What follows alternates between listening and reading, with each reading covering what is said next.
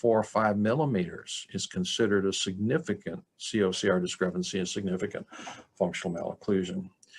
So those issues are what increases or can increase inflammation within the joint. And then the tool used with proper protocol is used to modulate and decrease the inflammation within the joint. And when you get to a certain point, how do you define that? Well, you define that as how much of the symptoms are diminished or gone.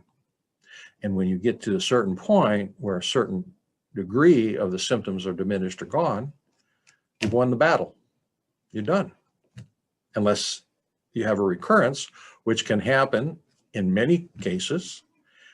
Some of the ones that are most obvious is the patient quits wearing the device. I've seen that.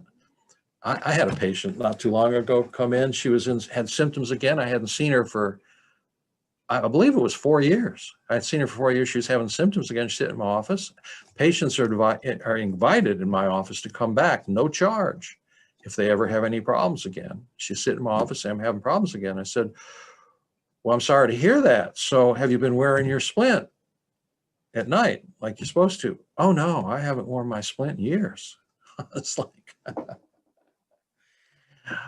okay, do you still have your splint? Oh, yeah, I had it in her hand. I said, well, I think we need to start out by just putting it back in. And I followed her along. We got it back in. I gave her the protocol. We actually started out 24/7 for a while. Then we went back to nighttime only and solved the problem. Broken splints, they don't get them replaced.